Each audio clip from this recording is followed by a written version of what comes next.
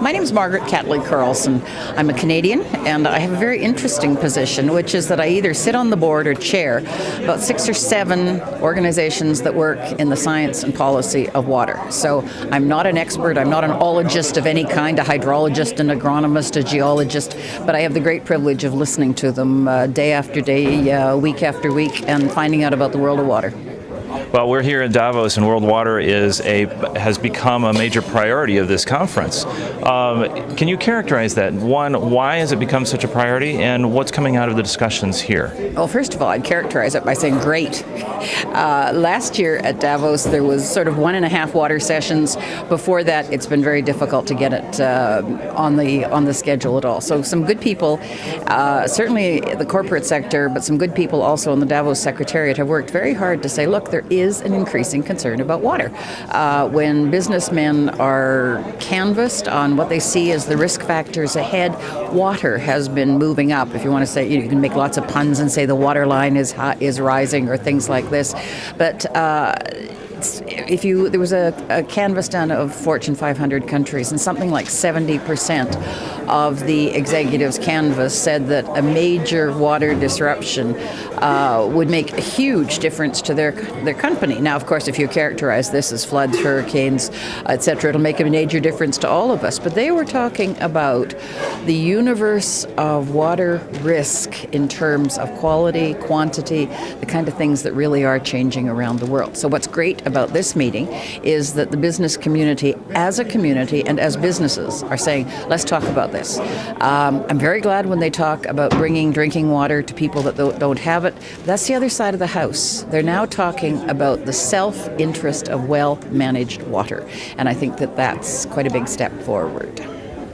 Well, when I make speeches, I always start off by saying I'm going to turn you all into water experts. I want you to repeat 3 times after me, water is local, water is local, water is local. And then the next thing I do is say, now draw 2 circles in your mind.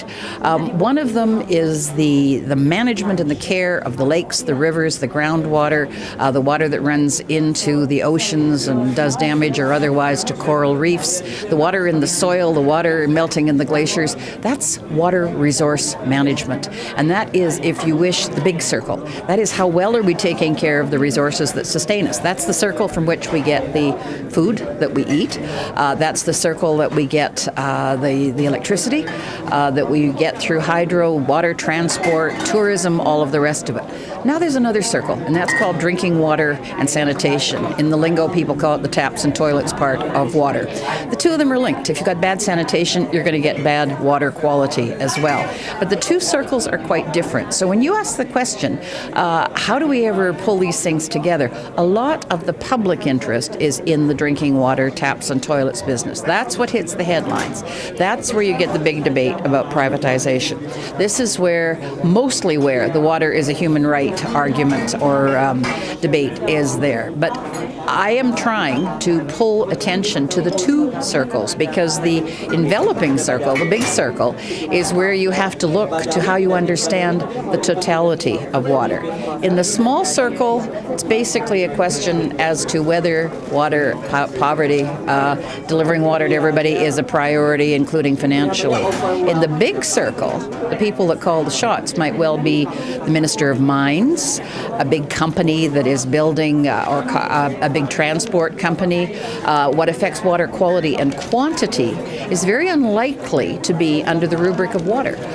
It's going to be those that affect erosion, water quality, stability, all sorts of other factors. Ideal world scenario. Now that Davos has raised some consciousness, now that a number of business members of the business community are saying, hey, water affects me. I've got an enlightened self-interest in doing something about this. The first thing that the call to action, which was a really good paper, available on the web, produced here. You want to know about water, the 6-page capsule will tell you all the facts, even all the cocktail party snippets that you need to know about water. But it recommends 3 things. The first one is that the business leaders sign something called the call to action. This isn't even a Davos document. It's a UN document coming from something called the Global Compact, which is a group of business persons that support within the UN some of the goals of the United Nations, including achieving the Millennium Development Goals, which try and get more water and sanitation and a better world to a lot of people that don't have it now. So sign the Global Compact first. What does the Global Compact ask? That you do three things. First of all, you find out about your water footprint with a view to getting as close to water neutrality as possible. I'll come back to that. The second one, you find out what the state of water management is in your river basin. In other words, back to the rivers, the lakes, the underground water, how these connect, where the threats are, what the quality, what the quantity is.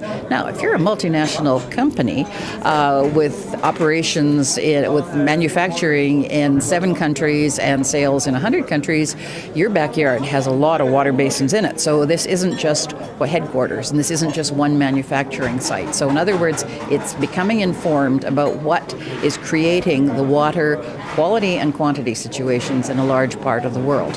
Third part, get involved in this, at least to some extent, so that the guys that are setting the rules, the regulations, whether they're being observed or not, the policing of this, the observance, the protection of watersheds, the upstream, downstream. You cut down the forests upstream, it's going to have a big impact downstream. So get involved.